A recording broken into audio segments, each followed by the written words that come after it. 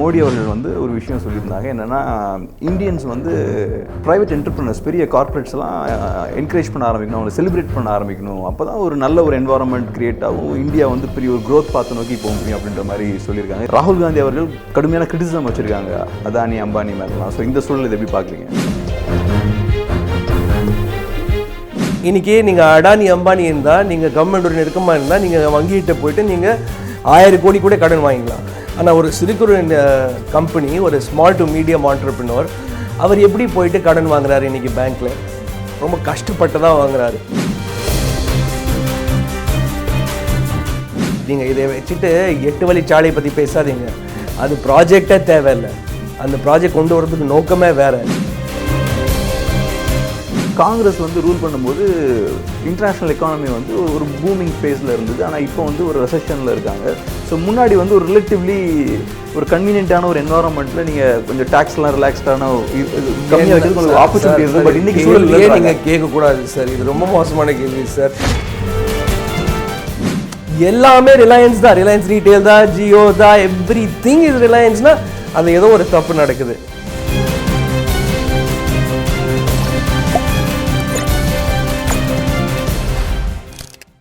வணக்கம்.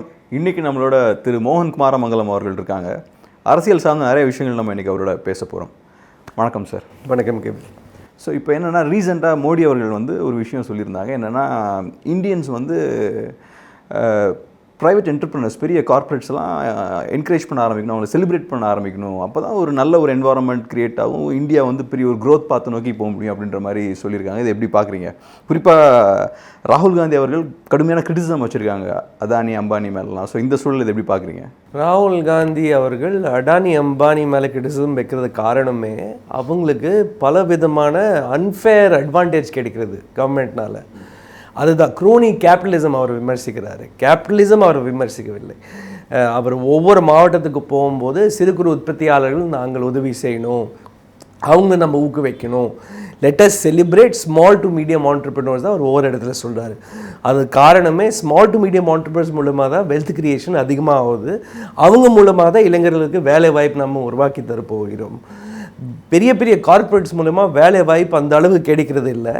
சிமிலர்லி பெரிய பெரிய கார்ப்பரேட்ஸில் குறிப்பாக அவங்க அம்பானி அடானி இல்லை ஹம்தோ ஹமாரிதோ ஏன் அவர் சொல்கிறாருன்னா, பிகாஸ் அவங்க எல்லாருமே ஒரு தவறான முறையில் அரசாங்கத்தில் தன்னுடைய தொடர்பை பயன்படுத்தி அவங்க லாபமே சம்பாதிக்கிறாங்க. They're taking profit in a wrong way. That is crony capitalism. அது நம்ம கடுமையாக விமர்சிக்கிறோம். ஸோ க்ரோனி கேபிட்டலிசம் வேறு, பியூர் கேபிட்டலிசம் வேறு. நம்ம இதை டிஸ்டிங்விஷ் பண்ணணும். இப்போ பிரதமர் மோடி பேசும்போது பெரிய பெரிய கார்ப்பரேட் சொன்னான்னா அதை நான் கூட ஏற்றுக்க மாட்டேன். பொதுவாக யார் அவங்களோட வேலை நல்லா பண்ணுறாங்களோ வி ஷுட் செலிப்ரேட் தெம். யார் சட்டத்துப்படி வெல்த் கிரியேட் பண்ணாங்களோ இந்த நாட்டில் we should celebrate them. Okay. இப்போ கொஞ்சம் கட்டுரைகள் கூட நான் படித்தேன். என்ன சொல்கிறாங்கன்னா, இப்போ யூஎஸ்லலாம் பார்க்கும்போது இலான் மஸ்காக இருக்கலாம், இல்லாட்டி ஜெஃப் பெசோஸாக இருக்கலாம், அவங்களெல்லாம் பயங்கரமாக வச்சு கொண்டாடுறாங்க. இப்போ நீங்கள் சொன்ன அதே குற்றச்சாட்டுகளை வந்து அமேசான் மேலே நாராயணமூர்த்தி நம்ம கொண்டாடுறோம். நாராயணமூர்த்தி நீங்கள் 90s நீங்கள் ஞாபகம் வச்சிருப்பீங்க. Right. We made Narayana Murthy because why did everyone love Narayana Murthy? Infosys ஒரு பெரிய ஹிட் ஆகும்போது எனக்கு தெரிஞ்சு Narayana Murthy was the first person to share profits with his employees. அவங்க ஒர்க் கல்ச்சர் இன்ஃபோசிஸில் எப்படி பில்ட் பண்ணாரோ அதை பற்றி கூட நிறைய ஆர்டிகல்ஸ் வந்தது, நிறைய டாக்குமெண்ட்ரி கூட வந்தது. So people like Narayanamurthy. ரெண்டாவது, நாராயணமூர்த்தி அவர் பிஸ்னஸ் எப்படி உருவாக்குனார்? தன்னுடைய மெரிட்டால் உருவாக்குனார், தன்னுடைய உழைப்பால் அந்த பிஸ்னஸ் பில்ட் பண்ணார். அதுதான் முக்கியம். இப்போ நீங்கள் ஒரு அரசாங்கத்தோட நெருக்கமாக இருக்கிறனால உங்களுக்கு பொது வங்கியிலேருந்து பெரிய ஒரு கடன் வருது. அந்த நெருக்கத்தால் தான் உங்களுக்கு ஒரு அரசாங்கத்தின் சொத்து கிடைக்கிறது. அது யாருமே கொண்டாட மாட்டாங்க. அன்ஃபேர் அட்வான்டேஜ் உங்களுக்கு கிடைக்கும் போது மக்களுக்கு தெரியுது, அது கிளியராக தெரியுது. இப்போ எல்லா ஏர்போர்ட்டை அடானி தான் மேனேஜ் பண்ண போகிறோன்னா இது வரைக்கும் அவர் ஏர்போர்ட் இது வரைக்கும் மேனேஜே பண்ணாமல் இருந்தார். ஸோ அதில் தெரியுது தேர் சம்திங் ராங் தேர். அது ஏதோ தப்பு நடக்குது. எல்லாமே ரிலையன்ஸ் தான், ரிலையன்ஸ் ரீட்டெயில் தான், ஜியோ தான், எவ்ரி திங் இஸ் ரிலையன்ஸ்னால் அது ஏதோ ஒரு தப்பு நடக்குது. ப்ராப்ளம் இஸ் நம்ம நாட்டில் யூஎஸில் ஜஸ்டிஸ் டிபார்ட்மெண்ட் இருக்குது. ஸோ ஆன்டி ட்ரஸ்ட் சொல்லிட்டு ஒரு சட்டமே இருக்குது. இப்போ நீங்கள் எனக்கு அக்வயர் பண்ணும்போது, நாங்கள் 2 பேர் பெரிய கம்பெனி இருக்கோம், நீங்கள் எனக்கு அக்வயர் பண்ணனா நீங்கள் ஒரு இடத்துல மொனோப்பலியாக வந்துடுவீங்க சொல்லிட்டு அந்த டிரான்சாக்ஷனை தடுத்து நிறுத்துவாங்க. நம்ம கண்ட்ரியில் காம்படிஷன் கமிஷன் ஒன்று இருக்குது, ஆரம்பிச்சிருக்காங்க. அந்த காம்படிஷன் கமிஷன் கூட பல இடத்துல ட்ரை பண்ணுறாங்க. இந்த மாதிரி ப்ராக்டிசஸ் தடுத்துவதற்கு. பட் இது வரைக்கும் அவங்களுக்கு கொஞ்சமாக தான் 1-2 இடத்துல அவங்க சக்ஸஸ் கிடைச்சிது, அதுக்கு மேலே அவங்களால பண்ண முடியல. ஸோ என்ன ஆகுதா, பவர் கான்சென்ட்ரேட் ஆகுது. 1-2-3 கையில் மட்டும் தான் எல்லா பணமே இருந்தால், 1-2-3 பேர் கையில் மட்டும் தான் எல்லா அதிகாரம் இருந்தால், அது ஒரு ஜனநாயக நாடு இல்லை, அது தானாகவே ஒரு சர்வாதிகார நாடாக மாறுகிறது. ஒரு விஷயம் சொன்னீங்க, அதாவது அவங்கள பற்றி பேசும்போது க்ரானிக் கேபிட்டலிசம் அப்படின்ற மாதிரி ஒரு வார்த்தையை பயன்படுத்தினீங்க. ஸோ எந்த வகையில் எக்ஸாக்டாக அம்பானி அதானிஸ்லாம் பெருசாக நம்ம பொருளாதாரத்தை கான்ட்ரிபியூட் பண்ணலன்னு நினைக்கிறேன்? ஏன்னா நான் ஜென்ரலாக பார்க்கும்போது நிறைய ஜாப் ஆப்பர்ச்சுனிட்டிஸ் கிரியேட் பண்ணுறாங்க இல்லையா? ஸோ இங்கே 90% job opportunities are created by small to medium entrepreneurs தான். This is a fact. இந்தியாவில் 90% ஜாப் ஆப்பர்ச்சுனிட்டிஸ் சிறு குறு நிறுவனங்கள் மூலமாக தான் கிடைக்கிறது. I am not saying Adani Ambanis job create பண்ண மாட்டாங்க. க்ரோனி கேபிட்டலிசம் உடைய டெஃபினிஷனே வேறு இருக்குது. நான் தான் சொன்னேன் உங்களுக்கு, by proximity to the government. நீங்கள் உங்களுக்கு அரசாங்கத்தில் இருக்கிற அதிகாரிகளுக்கு நீங்கள் அவங்களுடைய நெருக்கமாக இருக்கிறனால உங்களுக்கு ஒரு சில அட்வான்டேஜஸ் கிடைக்கிறது, அது நீங்கள் பயன்படுத்திட்டு பணம் சம்பாதிக்கிறீங்க. That is crony capitalism. நீங்கள் அதை வச்சுட்டு நீங்கள் கீழே 10 பேருக்கு வேலை கொடுக்குறீங்களோ இல்லையோ, அது ரெண்டாவது விஷயம் கூட இருக்கலாம். முதல் விஷயம்னா you are unfair not level playing field இருக்குது. அப்போ நம்ம நாட்டில் இன்னொரு பெரிய பிரச்சனை என்ன இருக்குன்னா, which is actually basis of capitalism நிறைய இடத்துல இருக்குது. Basis of capitalism is availability of capital, freely available capital. இன்றைக்கி நீங்கள் அடானி அம்பானி இருந்தால், நீங்கள் கவர்மெண்டோட நெருக்கமாக இருந்தால், நீங்கள் வங்கிகிட்ட போய்ட்டு நீங்கள் 1000 கோடி கூட கடன் வாங்கிக்கலாம். ஆனால் ஒரு சிறு குறு கம்பெனி, ஒரு ஸ்மால் டு மீடியம் ஆண்டர்பிரினர், அவர் எப்படி போயிட்டு கடன் வாங்குறாரு இன்றைக்கி பேங்க்கில்? ரொம்ப கஷ்டப்பட்டு தான் வாங்குறாரு. ஸோ அடமான் வைக்கிறதுக்கு சொத்து இல்லைன்னா வாங்கவே முடியாது. So there is already imbalance, already level playing field கிடையாது.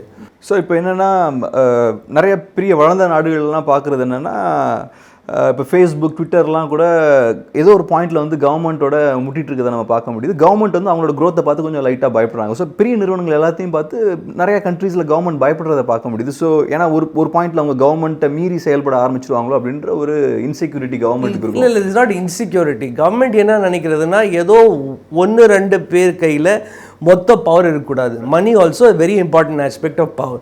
இப்போ மைக்ரோசாஃப்ட் கூட எடுத்துருங்க. What happen to Microsoft back in the day? Microsoft மீது ஒரு பெரிய ஆன்டி ட்ரஸ்ட் லிட்டிகேஷனே நடந்தது. அமெரிக்காவில் மட்டும் இல்லை, யூரோப்பில் கூட நடந்தது. அப்போ மைக்ரோசாஃப்ட் பிரேக்அப் பண்ணுங்க. பிகாஸ் மைக்ரோசாஃப்ட் என்ன பண்ண முயற்சி பண்ணாங்கன்னா, ஒரு ஆப்ரேட்டிங் சிஸ்டம் லெவலில் ஒரு டாமினன்ஸ் கொண்டு வந்துட்டாங்க. அது பயன்படுத்தி அவங்க இன்டர்நெட் ப்ரௌசர் மார்க்கெட்டில் அவங்க டாமினேட் ஆகிறதுக்கு முயற்சி பண்ணாங்க. அவங்க ஆஃபீஸ் அப்ளிகேஷன் மார்க்கெட்டில் டாமினேட் பண்ணதுக்கு முயற்சி பண்ணாங்க by giving it free with the principal product. So அதுதான் தப்பு, அதுதான் தடுத்து நிறுத்தினாங்க. பல இடத்துல இது நடந்தது. Similarly Google also. இப்போ கூகுள் என்ன ஆர்கியூ பண்ணுது, கூகுளோட பிரச்சனை எல்லாருக்கும் என்ன வருதுன்னா, கூகுள் தான் ஆன்லைன் அட்வர்டைசிங் மார்க்கெட்டை டோட்டலி டாமினேட் பண்ணுது. ஸோ அதுதான் எல்லாத்துக்கும் இப்போ ஒரு கேள்வி வருது. மற்ற எல்லாம் சின்ன சின்ன டிஜிட்டல் அட்வர்டைசிங் ஃபார்ம்ஸ் இருக்காங்க, அவங்க இன்வென்ட்ரி வச்சுருக்காங்க டிஜிட்டல் ஆட்ஸுக்கு. அவங்க எல்லாம் கூகுளோட கம்பீட்டே பண்ண முடியல. பட் கூகுள் என்ன சொல்லுதோ, நாங்கள் ஓவரால் அட்வர்டைசிங் ஸ்பேஸில் இருக்கோம். அதோ பேப்பர் ஆட்ஸ் கூட நம்மளோட காம்படிஷன், டிவி ஆட்ஸ் கூட நம்ம காம்படிஷனு. ஸோ கவர்மெண்ட்டோட ப்ரைமரி டைரக்டிவ் எல்லாத்துக்கு ஒரு லெவல் பிளேயிங் ஃபீல்டு இருக்கணும். இதுதான் என்னோட கேள்வி. இப்போ இந்த சூழலில் மோடி கவர்மெண்ட் ஏன் 2-3 பெரிய ப்ரைவேட் கம்பெனிஸை வந்து என்கரேஜ் பண்ணணும்? ஏன்னா இன்ஃபேக்ட் அவங்க வந்து பயப்படல செய்யணும். ஒரு இவ்வளோ பவர்ஃபுல்லாக 2-3 கம்பெனிஸ் பெருசாகிறாங்கன்னா நம்ம அவங்கள ஓவர் டிபெண்ட்டாக இருக்குமேன்னு சொல்லி பயப்படல செய்யணும். அதை பார்த்து ஏன் என்கரேஜ் பண்ணுறாங்க? அதை இல்லை, மோடி கவர்மெண்ட் எல்லாருமே அவங்க கையில் வைக்கிறாங்க. ராகுல் காந்திஜி கூட ஒவ்வொரு இடத்துல நீங்கள் பார்த்துருப்பீங்க, அவங்க ஊடகங்கள் பற்றி பேசியிருக்காரு, நீதித்துறை பற்றி பேசியிருக்காரு. அதாவது ஜனநாயகத்தின் மக்களாட்சியின் முக்கியமான தூணுங்கள் அத்தனையும் மோடி இன்றைக்கி தன் கட்டுப்பாட்டில் வச்சுருக்காரு. ஸோ அது எல்லாம் இருக்கும்போது நீங்கள் 2 கம்பெனி என்ன, 3 கம்பெனி என்ன, எல்லாரும் மீது நீங்கள் இடி, ஐடி, சிபிஐ, ஜுடிஷரி, மீடியா எல்லாமே கண்ட்ரோல் பண்ணும்போது அவங்களுக்கு மீறி போகவே முடியாது. நினச்சா கூட போக முடியாது. நீங்கள் இன்றைக்கி ஒரு ஆள் உருவாக்கல, அடுத்த நாள் நீங்கள் நிறுத்து அவரை முடிச்சிக்கலாம். திஸ் இஸ் தான் அவங்களுடைய ஃபிலாசபி. இதுதான் அவங்க டோட்டலி ஒரு டிக்டேட்டர்ஷிப் டைப் ஃபிலாசபியில் தான் போகிறாங்க. அப்போது ஒரு 2-3 பேர் கையில் மட்டும்தான் காசு இருந்தால் மேனேஜ் பண்ணுறது கூட உங்களுக்கு ஈஸி. ஓகே, இப்போ இந்த லாஸ்ட் ஃபியூ இயர்ஸ் பார்க்கும்போது என்னன்னா நம்ம எக்கானமி வந்து எதிர்பார்த்த அளவுக்கு பெரிய லெவலில் பெர்ஃபார்ம் பண்ணல. ஸோ இப்போ 90ஸ்க்கு அப்புறம் இந்தியன் எக்கானமியில் ஒரு பெரிய ஷிஃப்ட் இருக்குது குளோபலைசேஷனுக்கு அப்புறம். அதுக்கு முன்னாடி ஒரு டைப்பில் இருந்தாங்க. 90ஸ்க்கு அப்புறம் ஒரு ரேடிக்கல் ஷிஃப்ட் இருந்தது, ஒரு பெரிய growth இருந்தது. அது கிரெடிட் வந்து டெஃபினட்டாக மன்மோகன் சிங், பி சிதம்பரம் மாதிரி ஆட்களுக்குலாம் டெஃபினட்டாக கொடுக்கும், காங்கிரஸ் பார்ட்டிக்கு கொடுத்தாகணும். இப்போ என்ன சொல்கிறாங்க, நரசிம்மராவ் டாக்டர் மன்மோகன் சிங்க்கு மெயின் கிரெடிட் லிபரலைசேஷனுக்கு கொடுக்க வேண்டியது வரும். அவர் ஃபைனான்ஸ் மினிஸ்டர், அவர் பிரைம் மினிஸ்டர். ரைட். ஸோ இப்போ என்ன சூழல்னா இந்தியா வந்து ஒரு டிரான்சிஷன் ஃபேஸில் இருக்குது. நெக்ஸ்ட் லெவல் ரிஃபார்ம்ஸை வந்து புஷ் பண்ணணும் அப்படின்ற மாதிரி சொல்கிறாங்க. எப்படி அந்த டைமில் ஒரு பெரிய ஜம்ப் இருந்து அதே மாதிரி வேறு லெவல் ரிஃபார்ம்ஸை வந்து நம்ம புஷ் பண்ணணும் அப்படின்றாங்க. ஸோ என்ன தேவைன்னு நினைக்கிறீங்க அந்த அடுத்த ஜம்புக்கு? அடுத்த ஜம்புக்கு பல இடத்துல நமக்கு ரிஃபார்ம்ஸ் தேவை. பட் அந்த ரிஃபார்ம்ஸுக்கு முன்னாடி நம்ம இன்னைக்கு உடனடியாக என்ன தேவைன்னா, இன்றைக்கி நுகர்வோரின் வாங்க சக்தி அதிகரிக்கிறதுக்கு அவங்களுக்கு ஒரு ஸ்டிமுலஸ் கொடுக்குறது தேவை. நீங்கள் எப்படி கொடுக்குறீங்கன்னா, நீங்கள் மறைமுக வரியில் ஒரு சலுகை கொடுக்குறீங்களா, அது கொடுக்கலாம். பேசிக்கலி மக்கள் பாக்கெட்டில் இன்னும் கொஞ்சம் பணம் இருந்தால் தான் டிமாண்ட் ஸ்டிமுலேட் ஆகும். டிமாண்ட் ஸ்டிமுலேட் ஆனால் தான் ப்ரொடக்ஷன் இன்க்ரீஸ் ஆகும். இன்றைக்கி அதுதான் நம்மளுடைய மிகப்பெரிய ஒரு பிரச்சனை இருக்குது. பிகாஸ் கொரோனாவுக்கு முன்பு ஜிஎஸ்டிக்கு முன்பு டிமானிட்டைசேஷன் தொடர்ந்து என்ன ஆகுதுன்னா, தொடர்ந்து தேர் டிஃப்ரெண்ட் வேஸில் சாதாரண நடுத்தர மக்கள் இந்த டிஃப்ரெண்ட் இன்சிடென்ட்ஸ்னால தாக்கப்படுகிறாங்க. அவங்க கையில் ஆக்சுவலி நாளுக்கு நாள் காசு குறைஞ்சிட்டே போகிறது. ஸோ அவங்களோட வாங்க சக்தி அவங்களுடைய கன்சியூமிங் பவர் நம்ம இன்க்ரீஸ் பண்ணால்தான் we can talk about next level reforms என்ன பண்ணும். First step I would say ரொம்ப இம்பார்ட்டன்ட், நம்ம லேண்ட் ரிஃபார்ம் பண்ணணும். லேண்ட் ரிஃபார்ம் பண்ண வேண்டியது இருக்குது. நம்ம ஆக்சுவலி ஒரு பெரிய ஸ்டெப் எடுத்தோம் யூபிஏ ஆட்சியில். ஒரு லேண்ட் அக்விசிஷன் ஆக்ட் நாங்கள் கொண்டு வந்தோம். அந்த லேண்ட் அக்விசிஷன் ஆக்ட் நான் கூட ஏற்றுக்கிறேன். அது ரொம்ப ஆக்சுவலி அதுக்கு முன்பு பிரிட்டிஷர்ஸ் கொண்டு வந்த லேண்ட் அக்விசிஷன் ஆக்டில் யார் என்ன வேணும் எப்படி வேணும் பயன்படுத்திக்கலாம். அது ரொம்ப சாதாரண மக்களுக்கு, விவசாயிகளுக்கு எதிராக தான் அந்த சட்டம் இருந்தது. நம்ம அது டைமெட்ரலி ஆப்போசிட் டிரெக்ஷன் நம்ம இப்போ கொண்டு வந்திருக்கோம். we should view it again. என்னுடைய பர்சனல் ஒப்பீனியனில் அதில் ஒரு சில திருத்தங்கள் நம்ம கொண்டு வந்தால் அது நல்லா இருக்கும். But apart from that first fundamental நம்ம பண்ண வேண்டியது இருக்குது, டிமாண்ட் ஸ்டிமுலஸ் பண்ணணும். நம்ம இது இன்னைக்கு இல்லை, இது கொரோனாக்கு முன்பு கூட நம்ம இதுதான் பேசிகிட்டே இருக்கோம். அது இப்போ லேண்ட் ரிஃபார்ம் பற்றி பேசும்போது எனக்கு பெரிய புரிதல் இல்லை. பட் எனக்கு புரிஞ்சதை வச்சு நான் பேசுகிறேன். இப்போ நான் புரிஞ்சுக்கிறது என்னென்னா, ஒரு 100 இயர்ஸ்க்கு முன்னாடி லேண்ட் வந்து பெரிய குவான்டிட்டி ஆஃப் லேண்ட் வந்து ஜமீன்தார்ஸ் அப்புறம் லேண்ட்லார்ட்ஸ் வந்து கண்ட்ரோல் பண்ணிட்டு இருந்தாங்க. அப்புறம் ஒரு பாயிண்ட்டுக்கு அப்புறம் நிறைய ரிஃபார்ம்ஸ்லாம் வந்து சின்ன சின்ன யூனிட்ஸாக டிவைட் பண்ணி ஃபார்மர்ஸ் கையில் இப்போ கொடுத்துருக்கோம். இப்போ என்ன சொல்கிறாங்கன்னா, அக்ரிகல்ச்சர் வந்து திரும்பவும் சஸ்டைனபிளாக நம்ம மாற்றணும், ஃபார்மிங் சஸ்டைனபிளாக மாற்றணும்னா லேண்ட் வந்து சின்ன சின்ன யூனிட்ஸாக தான் நடக்காது. எல்லாத்தையும் திருப்பி ஒருங்கிணைத்து ஒரு பெரிய லேண்டாக நம்ம ஃபார்மிங் பண்ண ஆரம்பித்தா தான் சாத்தியம்ன்றாங்க. ஸோ ப்ராக்டிக்கலாக அது சாத்தியம் இல்லை. That I don't agree. அது லேண்ட் ரிஃபார்ம் நான் சொல்ல, லேண்ட் அக்விசிஷன் ஆக்ட் பற்றி பேசுகிறேன். ஓகே, பாருங்கள், அர்பனைசேஷன், இண்டஸ்ட்ரியலைசேஷன் வருது. இண்டஸ்ட்ரியலைசேஷன் தேவை இந்தியாவுக்கு. முதல்ல அது நீங்கள் ஒத்துக்கிறீங்களா இல்லையா? கண்டிப்பாக. அதாவது நம்ம இன்றைக்கி ஒரு அக்ரேரியன் எக்கானமி இருக்கும், சர்வீஸ் எக்கானமியாக டோட்டலி மாற முடியாது. ஜிடிபி கான்ட்ரிபியூஷனில் கூட நாங்கள் சர்வீஸ் எக்கானமியை மாறினால் நமக்கு எம்ப்ளாய்மெண்ட்டுக்காக டெஃபினெட்லி இண்டஸ்ட்ரீஸ் தேவை. ஸோ ஒரு இண்டஸ்ட்ரியல் க்ரோத் கொண்டு வரதுக்கு ஒரு இண்டஸ்ட்ரிக்கு என்ன தேவை? 2 விஷயங்கள் உடனடியாக தேவை. ஒன்று நிலம், லேண்டு வேணும், வாட்டர் வேணும். எல்லா இண்டஸ்ட்ரீஸ்க்கு இது 2 தேவை. இதுதான் விவசாயிகளுக்கே தேவை. இப்போ விவசாயிகளுக்கு இண்டஸ்ட்ரீஸ்க்கு இடையில் ஒரு சமூகமாக ஒரு ஒப்பந்தம் கொண்டு வரணும்னா அது எப்படி கொண்டு வரணும்?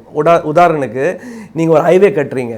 இன்றைக்கி அந்த ஹைவேல நீங்கள் கேட்க வேண்டியதே இல்லை. தமிழ்நாட்டில் மக்கள் கருத்தை ஆக்சுவலி நீங்கள் கேட்கணும். நம்முடைய நம்ம சட்டத்தின்படி, நம்ம கொண்டு வந்த சட்டத்தின்படி நீங்கள் மக்களின் கருத்தை கேட்கணும். நீங்கள் சோஷியல் இம்பேக்ட் அனாலிசிஸ் பண்ணணும். இது 3-4 விஷயங்கள் நீங்கள் செய்யணும். இன்றைக்கி செய்யாமல் இருக்கக்கூடிய, அப்போ மக்கள் அதிருப்தி தெரிவிக்கிறாங்க, போராடிக்கிறாங்க. அது பிரச்சனை இப்போ போயிட்டே இருக்குது ஒவ்வொரு இடத்துல. Issue continues, it doesn't stop. So they must be someway அந்த 2 பேருக்கு உட்கார வச்சு to come to a proper agreement. சில இடத்துல இப்போ நீங்கள் இதை வச்சுட்டு 8 வழிச்சாலையை பற்றி பேசாதீங்க. அது ப்ராஜெக்டே தேவையில்லை. அந்த ப்ராஜெக்ட் கொண்டு வரதுக்கு நோக்கமே வேறு. பொதுவாக ஒரு இடத்துல ஒரு சாலை கொண்டு வரணும் வைங்க. அந்த சாலை கொண்டு வருவதற்கு மக்களுக்கு எந்த மாதிரி சலுகை கொடுக்கணும், அவங்களுக்கு should you bring them into partnership கொண்டு வரணுமா அதுலையா, இல்லை உடனே ஒரு ஃபுல் அமௌண்ட் கொடுத்துட்டு கிளியர் பண்ண முடியுமா? We have to different models நம்ம எக்ஸ்பெரிமெண்ட் பண்ணணும். பிகாஸ் ரெண்டுமே தேவை. விவசாயி கூட தேவை. அதே சமயத்தில் இந்த உள்கட்டமைப்பு கூட நம்ம இந்த நாட்டில் கொண்டு வராமல் நம்ம இண்டஸ்ட்ரீஸ் ஊக்குவிக்க முடியாது, நம்ம இண்டஸ்ட்ரீஸ் கிரியேட் பண்ண முடியாது, உருவாக்க முடியாது. இப்போ பிஸ்னஸ் கம்யூனிட்டி நம்ம கண்ட்ரியை பற்றி பேசும்போது வைக்கிற பெரிய குற்றச்சாட்டு என்னன்னா, நம்ம இன்வெஸ்ட்மெண்ட் ஃப்ரெண்ட்லியாக இல்லை, பெரிய ஒரு பியூரோக்ராசி இருக்குது, நிறைய ரூல்ஸ் அண்ட் ரெகுலேஷன்ஸ் வச்சிருக்காங்க, அதெல்லாம் தாண்டி நம்ம பிஸ்னஸ் பண்ணுறது கஷ்டமாக இருக்குன்றாங்க. இப்போ நீங்கள் சொல்கிற விஷயம்லாம் பண்ணும்போது அது இன்னும் கொஞ்சம் கூட ப்ராசஸை வந்து காம்ப்ளெக்ஸ் ஆகுது இல்லையா? நம்ம 2 பார்ட்டிஸும் உட்கார வச்சு பேசணும்னா அதே ஒரு 3 வருஷம் ஆகிடும். இல்லை அப்படி இல்லைங்க, 2 பார்ட்டிஸ் உட்கார வச்சு பேசுனா இப்படி சொன்னால் அது நடந்து தான் வரும், அது பண்ணி தான் ஆகணும். 2 பார்ட்டி இல்லையா? ஃப்ரேம் ஒர்க் இருக்குது. அந்த ஃப்ரேம் ஒர்க் எப்படின்னா 80% மக்கள் ஒத்துக்கினால்தான் நீங்கள் அந்த இடத்துல கொண்டு வர முடியும். இப்போ இன்றைக்கி என்ன பிரச்சனை இருக்குது, நான் உங்களுக்கு உதாரணத்துக்கு சொல்கிறேன். இன்றைக்கி பல இளைஞர்கள், பட்டதாரிகள், விவசாயிகள் மறுபடி செய்ய ஆரம்பிச்சிருக்காங்க. அவங்களுக்கு வேறு வழி இல்லை, அவங்க விவசாயம் விரும்பி போகிறாங்களே இல்லையா, அவங்களுக்கு வேறு வேலை கிடைக்கல, இன்ஜினியரிங் படிச்சுட்டு விவசாயம் பண்ணதுக்கு அவங்க கிளம்பிட்டாங்க. இப்போ சந்தோஷமாக தான் இருக்காங்க. இப்போ நீங்கள் வந்து அந்த இடத்துல தம்பி வாங்க உங்கள் நிலத்தை கொடுங்க, நம்ம இண்டஸ்ட்ரி உருவாக்கி கொடுக்குறோம் உங்களுக்கு, இது சிப்காட் லேண்டு இல்லை அது மாதிரி ஏதோ ஒரு லேண்டு வச்சுங்க, நம்ம வந்து இந்த இண்டஸ்ட்ரி ஸ்டார்ட் பண்ண போகிறோம், இந்த இண்டஸ்ட்ரி மூலமாக தான் நம்ம உங்களுக்கு வேலை வாய்ப்பு உருவாக்க தர போகிறோம். இண்டஸ்ட்ரீஸ் கொண்டு வந்து நீங்கள் எப்போ வேலை வாய்ப்பு தர போகிறீங்க, நீங்கள் அந்த அமௌண்ட் அவங்களுக்கு உடனே கொடுக்க போகிறீங்களா இல்லையா, அது என்ன கேரண்டி இருக்குது? ஏற்கனவே அவங்க இந்த விஷயங்களில் பல இடத்துல அவங்க ஏமாத்திருக்காங்க. ஸோ அவங்க இதை ஒத்துக்கிறதுக்கு ரெடி இல்லை. உங்கள் கோரிக்கை இவங்க ஏற்றுக்க மாட்டாங்க. நீங்கள் டெஃபினட்டாக அவங்களோட பேசி ஒரு அட்ஜஸ்ட்மெண்ட் பண்ணிட்டு தான் நீங்கள் முன்னாடி வர முடியும். நீங்கள் சொல்லுங்க அண்டர்ஸ்டாண்ட், நீங்கள் சொல்லுங்க இதனால் ப்ராசஸ் ரொம்ப லாங்காக போகும், இண்டஸ்ட்ரி நம்ம இப்போ வராது அந்த இடத்துல. பட் உங்களுக்கு வேறு வழி இல்லை, இன்றைக்கி மக்கள் ஏற்றுக்க மாட்டேங்கிறாங்க. நான் ஒரு எக்ஸாம்பிள் சொல்கிறேன். இப்போ 1900s பார்த்தோன்னா யூஎஸில் வந்து நார்த் சவுத் வந்து ஒரு பெரிய ஒரு டிவைட் இருந்தது. சவுத் அமெரிக்கா தான் ரொம்ப பவர்ஃபுல்லாக இருந்தது 1900s. அப்புறம் போக டிப்ரெஷனுக்கு அப்புறம் வந்து நார்த் அமெரிக்கா வந்து பவர்ஃபுல்லாக ஆரம்பிச்சிது. ஸோ நார்த் பவர்ஃபுல் ஆகும்போது ஸ்லேவரியும் பிரேக் ஆக ஆரம்பிச்சிருச்சு. மக்கள் வந்து அங்கேருந்து இங்கே வந்து மைக்ரேட் ஆக ஆரம்பிச்சிட்டாங்க, சிட்டிஸ்குள்ளே வர ஆரம்பிச்சிட்டாங்க. ஸோ அங்கே இருக்கிற அந்த என்ன சொல்கிறது ஸ்லேவரி அப்புறம் அதை சுற்றி இருந்த அந்த பிற்போக்கு விஷயங்கள் எல்லாம் உடைய ஆரம்பிச்சிருச்சு இல்லையா? ஸோ இப்போயும் நான் என்ன கேட்குறேன்னா, இப்போ சிட்டிஸ் வந்து இன்னும் க்ரோ ஆகலை, நல்லா ரேப்பிடாக க்ரோத் இருந்ததுன்னு ஆட்டோமேட்டிக்காக மக்கள் வந்து லேண்டை கொடுத்து இங்கே வரதுக்கு அவங்க ரெடியாக இருப்பாங்க. இப்போ என்ன ப்ராப்ளம்னா லேண்டை கொடுக்க முடியாது அவங்களுக்கு. கொடுத்தாங்கன்னா இங்கே அவங்களுக்கு ஆப்பர்ச்சுனிட்டி இல்லை. ஸோ அங்கேயும் ஆப்பர்ச்சுனிட்டி இல்லை, இங்கேயும் ஆப்பர்ச்சுனிட்டி இல்லைன்னு அவங்க சரி கவர்மெண்ட்டை வந்து மோத வேண்டிய சூழலுக்கு தள்ளப்படுறாங்கன்னு நினைக்கிறேன் இல்லையா? I don't think cities need to grow actually. I think we need many cities. Right. What is a city? Right. What is a city? Right. City means ஒரு livelihood, வாழ்வாதாரத்துக்கு ஒரு வழி. கரெக்ட்? ஏன்னா அப்போ வாழ்வாதாரத்துக்கு ஒரு வழி வரும்போது மற்ற எல்லாருமே அதோட வந்துடுது. ஸோ அந்த வாழ்வாதாரத்துக்கு வழிக்கு முதல் வேலை என்ன வேணும், அந்த லேண்ட் வேணும். அந்த அக்ரிமெண்ட் நீங்கள் ஃபஸ்ட்டு போட்டால் ஆகணும். இப்போ சைனாலே 100க்கு மேலே சிட்டிஸ் இருக்குது, நம்ம நாட்டில் எத்தனை சிட்டிஸ் இருக்குது? ஸோ நிறைய சிட்டிஸ் தேவை நமக்கு மைக்ரேஷன் கண்ட்ரோல் பண்ணதுக்கு. இருக்கிற சிட்டிஸோட சோக்கிங் பாயிண்ட், இப்போ எல்லா சிட்டிஸ் ஒரு சோக்கிங் பாயிண்டில் வந்து நிற்கிது, அது கண்ட்ரோல் பண்ணதுக்கு. ஸோ இப்போ நான் புரிஞ்சுக்கிறது என்னன்னா, இன்னும் செகண்டரி லெவல் சிட்டிஸை வந்து கிரியேட் பண்ணும் அப்படின்ற. Definite many more cities. Okay, இன்னொரு விஷயம் தொடக்கத்தில் சொன்னீங்க, என்ன சொன்னீங்கன்னா, இப்போதைக்கு இம்மிடியேட்டாக நம்ம பண்ண வேண்டிய விஷயம் என்னென்னா, மக்களோட வாங்கும் சக்தியை வந்து இன்க்ரீஸ் பண்ணும் அப்படின்ற மாதிரி சொன்னீங்க. அது கவர்மெண்ட் வந்து இன்சென்டிவ்ஸ் கொடுக்கணும், பேக்கெட்டில் லிட்டரலாக பணத்தை போடணும். அது டேக்ஸ் இன்னைக்கு இருக்க கவர்மெண்ட்டு டேக்ஸ் குறைச்சா போதுன்றீங்க. ரைட். ஆமாம், இப்போ இன்சென்டிவே தேவையில்லை. தயவு செய்து இந்த பெட்ரோல் டீசல் எல்பிஜி மீது இருக்கிற டேக்ஸே குறைச்சாலும் போதும். இதே ஆர்குமெண்ட் வந்து நிறைய காங்கிரஸ் பார்ட்டியில் இருக்கிற நிறைய முக்கியமான ஆட்களும் சொல்கிறத ரெகுலராக சொல்கிறத நம்ம கேட்க முடியுது. பட் ஒரு ப்ராப்பரான ஒரு கேபிட்டலிஸ்ட் இக்கானமியில் கவர்மெண்ட்னால மக்களோட பாக்கெட்டில் வந்து பணத்தை வைக்கிறது வந்து சாத்தியம்னு நினைக்கிறீங்களா? அப்படி ஆர்டிஃபிஷியலாக கவர்மெண்ட் வந்து நான் அதான் சொல்கிறேன், கவர்மெண்ட் பணம் வைக்காதீங்க, பணம் பிடிக்காதீங்க. இன்னைக்கு அவங்க பணம் வைக்காமல் இருந்தால் பணம் எடுக்கிறாங்க. Okay, this is exorbitant taxation. Petrol diesel மீது அவங்க விதித்த வரி இஸ் எக்ஸ்ப்ளாய்டேஷன், பகல் கொள்ளை இருக்குது. This is not fair by any standards. So இது நான் சலுகையே கேட்கல, தயவு செய்து நடுத்தர மக்களுக்கு நியாயமாக நடத்துங்க. எதுக்கு 5 லட்சம் கோடி கார்பரேட்ஸுக்கு டேக்ஸ் பிரேக் கொடுத்தீங்க? எதுக்கு டேக்ஸ் குறைச்சிங்க? கார்பரேட்ஸுக்கு ஒரு எதிர்பார்ப்போட குறைச்சிங்க. அவங்க நம்ம இன்கம் டேக்ஸ், அவங்களுக்கு வருமான வரி குறைச்சால் அவங்க அந்த பணம் எடுத்துகிட்டு முதலீடு செய்து உடனே சப்ளை இன்க்ரீஸ் பண்ணுவாங்க, ஃபேக்ட்ரி க்ரியேட் பண்ணுவாங்க, இளைஞர்களுக்கு வேலை வாய்ப்பு கிடைக்கும். இதுதானே பார்த்தீங்க. அது நடக்கலை தானே? மறுபடியும் ஏற்றி விடுங்க, அங்கேலேருந்து அந்த 5 லட்சம் கோடி பிடிச்சிருங்க. எதுக்கு நடுத்தர மக்கள் மீது இந்த வரி விதித்து நீங்கள் இப்படி பண்ணுறீங்க? இது தப்பு தானே? இது தப்பு, பெரிய தப்பு தானே? நீங்கள் யோசிச்சுட்டு பாருங்கள். அவங்க பண்ணல, அவங்களுக்கு ஒரு வாய்ப்பு கொடுத்தீங்க. 1 இயர் முன்னாடியே கார்பரேட் டேக்ஸ் நீங்கள் குறைச்சிங்க. அந்த கார்பரேட் டேக்ஸ் குறைச்ச பிறகு டிட் கம்பெனிஸ் டூ எனிதிங்? ஏதோ பண்ணாங்களா? ஒன்றும் பண்ணல. எக்கானமி அப்படியே கீழே போயிட்டே இருந்தது. ஸோ இப்போ நீங்கள் என்ன பண்ண வேண்டியது இருக்குது? பலபடி come to 30%. Tax rate and அதில் வசூல் பண்ணணுங்க. கவர்மெண்ட் தரப்புலேருந்து வைக்கிற ஒரு ஆர்கியூமெண்ட் என்னென்னா, ரெகுலராக வைக்கிற ஆர்கியூமெண்ட் என்னென்னா, காங்கிரஸ் வந்து ரூல் பண்ணும்போது இன்டர்நேஷ்னல் எக்கானமி வந்து ஒரு பூமிங் ஃபேஸில் இருந்தது, ஆனால் இப்போ வந்து ஒரு ரெசஷனில் இருக்காங்க. ஸோ முன்னாடி வந்து ஒரு ரிலேட்டிவ்லி ஒரு கன்வீனியன்ட்டான ஒரு என்வாரன்மெண்ட்டில் நீங்கள் கொஞ்சம் டேக்ஸ்லாம் ரிலாக்ஸ்டான கம்மியாக வைக்கிறது கொஞ்சம் ஆப்பர்ச்சுனிட்டி இருக்குது. பட் இன்னைக்கு சூழல் நீங்கள் கேட்கக்கூடாது சார், இது ரொம்ப மோசமான கேள்வி சார். என்ன இருந்தது சார் க்ரூட் ஆயிலோட ப்ரைஸ் காங்கிரஸ் இருக்கும்போது 2008 இல்லை க்ரூட் ஆயில் மட்டும் இல்லை க்ரூட் ஆயில் விட்டு சரி, க்ரூட் ஆயில் உங்களுக்கு தெரியும் தானே, $100 மேலே இருந்தது ஒரு பேரல். அது பெரிய அது இன்ஃப்ளேஷன் அவுட் ஆஃப் கண்ட்ரோல் போயிடுச்சு, அது நம்ம கைவிட்டு போயிடுச்சு அந்த இஷ்யூ. அது ரொம்ப கஷ்டப்பட்டதால் நம்ம கட்டுப்பாடில் கொண்டு வந்தோம். அது ஒரு பக்கம் இருக்கலாம். Biggest financial crisis since Great Depression நடந்தது நம்ம பீரியடில். 2008 சப்ரைம் மார்கேஜ் கிரைசிஸ் என்ன இருந்தது? நாட் சின்ஸ் கிரேட் டிப்ரெஷன் அந்த அளவு கிரைசிஸ் நம்ம ஃபேஸ் பண்ணோம். நம்ம என்ன பண்ணோம்? ஸ்டிமுலஸ் கொடுத்தோம். ஸ்டிமுலஸ் கொடுத்துட்டு எக்கானமிக்கு அந்த நேரத்தில் காப்பாற்றணும். ஒபாமா கூட பாராட்டினார் நம்ம பிரதமருக்கு அந்த விஷயத்தில். ஸோ என்ன சொல்கிறாங்க இவங்க, 2004 to 2008 எக்கனாமிக் பூமி இருந்துச்சு, நான் ஏற்றுக்கிறேன். Free money around the world இருந்தது, அது கூட ஏற்றுக்கிறேன். எல்லாருமே அந்த மாதிரி ஒரு ஃபேஸ் வந்து பிஜேபி கவர்மெண்ட்டுக்கு அமையவே இல்லை இல்லையா? 2048 அப்படியா? 2014 அவங்க ஆட்சிக்கு வரும்போது மிகப்பெரிய ஆயில் பனான்ஸா கிடைக்கல அவங்களுக்கு. ஆயில் ப்ரைஸ் என்ன இருந்திருக்குது பிஜேபி பீரியடில் 2014 to 2019? எத்தனை லட்சம் கோடி அவன் சம்பாதிச்சிருக்காங்க ஆயில் மீது போட்டு டேக்ஸில். அவங்க நாங்கள் போட்டு டேக்ஸ் லெவலில் அப்படியே ஹோல்டு பண்ணாலும் கூட நிறைய சம்பாதிச்சிருப்பாங்க.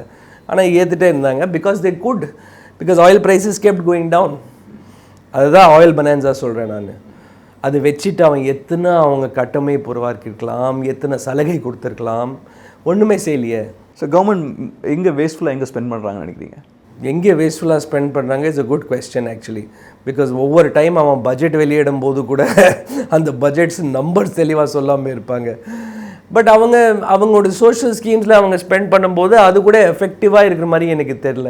இப்போ அவங்க ஃப்ரீ கேஸ் பற்றி நிறையா வாட்டி பேசியிருக்காங்க, அந்த உஜ்வாலா ஸ்கீம் பற்றி. அது கூட ஒரு சிலிண்டர் கொடுத்துட்டு மறுபடி ரீஃபிலுக்கு நம்ம தான் ஃபுல் ப்ரைஸ் கொடுக்க வேண்டியது இருக்குது. அவங்க டோட்டல் சானிடேஷன் ஸ்கீம் நாங்கள் தான் உருவாக்கணும் ஒரு காலத்தில் நம்ம ஆட்சியில் இருக்கும்போது.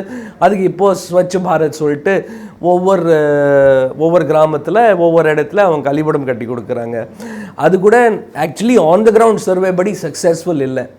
ஸோ இந்த பணம் எங்கே போகுது, அவங்க செலவு பண்ண பணம் எங்கே போகுது, அது கூட என்னால் கண்டுபிடிக்க முடியல. But it seems whatever they're spending, அதோட இம்பேக்ட் எக்கனாமிக் இம்பேக்ட், அதாவது மல்டிப்ளையர் இம்பேக்ட் ரொம்ப குறைவாக தான் இருக்குது. ஓகே, இப்போது கடைசியாக ஒரே ஒரு கேள்வி மட்டும் கேட்டுக்கிறேன். இப்போ 90s நீங்கள் தொடக்கத்தில் சொன்னீங்க இல்லையா, லிபரலைசேஷன் வந்து இம்ப்ளிமெண்ட் பண்ணும்போது என்ன ஆச்சுன்னா ஒரு பெரிய ஒரு க்ரோத் வர ஆரம்பிக்குது. நம்ம வந்து எக்கானமி ஓப்பன் பண்ணி கொடுக்குறோம்.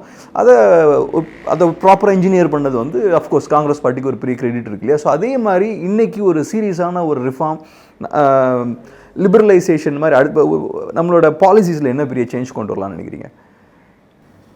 So I think that reform தேவை more than anything else. access to capital நம்ம நாட்டில் இப்போ ஒரு ஆல்மோஸ்ட் ஒரு சோக் பாயிண்டில் நிற்குது. வங்கிகளில் வாராக்கடன் அளவுக்கு மீறி வந்து விட்டது. அதனால அவங்க சிறு குறு நிறுவனங்களுக்கு கடன் கொடுக்காமல் இருக்காங்க. ஒர்க்கிங் கேபிட்டல் எடுத்தாலும் ஃபிக்ஸ்டு டெட் எடுத்தாலும் லாங் டேர்ம் டெட் எடுத்தாலும் ரெண்டுமே கிடைக்காம இருக்கிறதுனால நீங்கள் டிமாண்ட் ஸ்டிமுலேட் பண்ணும்போது கூட கடன் கிடைக்காம இருக்கிறதுனால பிஸ்னஸ் தன்னுடைய சப்ளை இன்க்ரீஸ் பண்ணாமல் இருக்குது. இப்போ இது எங்கே நம்ம சால்வ் பண்ணணும்னா, ஃபஸ்ட்டு ஒரு பேட் பேங்க் அவங்க பல தடவை அனௌன்ஸ் பண்ணியிருக்காங்க. But forget the bad bank. Actually இனிமேல் பெரிய பெரிய நிறுவனங்கள் லட்ச கோடிக்கணக்கான கடன் வாங்கும்போது அவங்க பாண்ட் மார்க்கெட்டில் கடன் வாங்கினா தான் கரெக்டாக இருக்கும். பாண்ட் மார்க்கெட்டில் அவங்க கடனுக்கு கரெக்டான வேல்யூவேஷன் கிடைக்கும். India needs to develop a healthy bond market. அது பண்ணால்தான் இந்த பேங்க்ஸ்க்கு ஒரு ஃப்ரீடம் கிடைக்கும் சிறு குறு நிறுவனங்களுக்கு போயிட்டு கடன் கொடுக்கறதுக்கு and to make their own profit. இப்போ பேங்க் ஒருத்தர் கடன் கொடுத்தா தான் ப்ராஃபிட் கிடைக்கும். இன்றைக்கி they are doing it lazy way. ஒன்று பெரிய பெரிய நிறுவனங்களுக்கு கடன் கொடுத்துட்றாங்க, அது ப்ராஜெக்ட் மோசமாக போகும்போது, இன்ஃப்ராஸ்ட்ரக்சர் ப்ராஜெக்ட் மோசம் போது டிஃபால்ட் வந்துடுது, they stuck in NPA problem. Second, NBFCs கொடுத்துறாங்க, என்பிஎஃப்சிஸ் மூலமாக கொடுக்குறாங்க அவங்க கடன். அது கூட மேக்ஸிமம் இதுக்கு தான் போகுது, ரீட்டைல் லோன்ஸ்க்கு தான் போகுது, not to actuals SME loans. So banks need to reinvest themselves. பெரிய பெரிய கார்ப்பரேட்ஸ் அவங்க கடன் வாங்குறதுக்கு பாண்ட் மார்க்கெட்டுக்கு போகணும். That will free up banking market once for this. So அந்த ரிஃபார்ம் தேவை கண்டிப்பாக. லேண்ட் ரிஃபார்ம் நான் ஆல்ரெடி உங்களுக்கு சொல்லிட்டேன். இது 2 பண்ணாலும் பெரிய விஷயம். லேபர் ரிஃபார்ம் நான் அதில் கை வைக்க மாட்டேன். பிகாஸ் லேபர் ரிஃபார்ம் இது 2 ரிஃபார்ம் பண்ணிட்டு பிறகு பார்க்கலாம். நிறைய பேர் சொல்லுவாங்க லேபர் ரிஃபார்ம் பண்ணால்தான் இண்டஸ்ட்ரி வரும். அது என்னை பொறுத்த வரைக்கும் முதல்ல இந்த 2 ரிஃபார்ம் பண்ணிட்டு இண்டஸ்ட்ரி நம்ம ஸ்டிமுலேட் பண்ணால் we have a healthy growing young population. இதுவே போதும். நீங்கள் லேபர் ரிஃபார்ம் பற்றி பேசுனீங்க. இன்னொரு சைடில் என்ன சொல்கிறாங்கன்னா அக்ரெசிவ் ப்ரைவேட்டைசேஷனும் வேணுன்றாங்க. அது எந்த அளவுக்கு போகலான்றீங்க? சரி, பிரதமர் மோடி கூட இது கொஞ்ச நாள் முன்னாடி சொன்னாங்க, business has no government has no business being in business சொன்னார் இங்கிலீஷில். Principally I agree. அவருடைய பிரின்சிபலோட நான் ஒத்து போகிறேன். Government should be enabler, not business owner. ஆனால் in many places government has to be business owner. எதுக்காக அவங்க business owner, government business owner இருக்கணும்னா to make sure that it parity exist, free what do you say, equitable price exists. That is, consumers are not harmed. Access also exists. இன்னைக்கு பொது வங்கி இல்லைன்னா பல இடத்துல கல்வி கடன் கிடைக்காம இருக்கும். பொது வங்கி இல்லைன்னா பல இடத்துல சிறு குறு நிறுவனங்களுக்கு கூட கடன் கிடைக்காம போயிருக்கும். நீங்கள் தனியார் வங்கி எடுங்க. தனியார் வங்கி முக்காவாசி பேர் வெறும் காருக்கு லோன் கொடுக்குறாங்க, ஹவுஸ்க்கு லோன் கொடுக்குறாங்க. This is all they do. Only retail loans தான் மேக்ஸிமம் ஓடிட்டே இருக்குது. Only the general state banks and SBI. நீங்கள் எங்கே போனாலும், இந்தியாவில் எங்கே போனாலும் எஸ்பிஐ பிரான்ச் உங்களுக்கு கிடைக்கும். இல்லைன்னா ஒரு நேஷ்னலைஸ் பேங்க் பிரான்ச் இருக்கும். ஸோ அது பொது நிறுவனங்களில் இருந்தால்தான் ஒரு சில நேரத்தில் அந்த இமீடியட்லி அன்ப்ராஃபிட்டபிள் இன்வெஸ்ட்மெண்ட் பண்ண முடியும். நீங்கள் ஒரு தனியார் வங்கிக்கு சொன்னோன்னா அவங்க போயிட்டு அவ்வளோ தூரம் போயிட்டு ஒரு பிரான்ச்சே போட மாட்டாங்க. ஸோ இதே மாதிரி ஒரு மெனி சர்வீசஸில் நம்ம நாட்டோட இருக்கிற சூழ்நிலைக்கு நமக்கு பொது நிறுவனம் தேவை. So totally government should be out of business நான் சொல்ல வரல. அதே சமயத்தில் as a principle I agree. எங்கே தேவையே இல்லை கவர்மெண்ட்டுக்கு அந்த பிஸ்னஸில். ஏன்னா தனியார் நிறுவனத்தில் காம்படிஷன் இருக்குது. அந்த செக்டரில் 4-5 பெரிய பிளேயர் இருக்காங்க. அவங்க ஒவ்வொருத்தருடைய கம்பீட் பண்ணிட்டு கன்சியூமர்ஸுக்கு ஒரு ஃபேர் ப்ரைஸ் கிடைக்கிற மாதிரி இந்த சூழ்நிலை இருக்குன்னா government does not need to be there. ரொம்ப நன்றி சார். உங்கள் பிஸியான டைமில் ஒரு நல்ல ஒரு பேட்டி கொடுத்ததுக்கு நன்றி. நன்றி.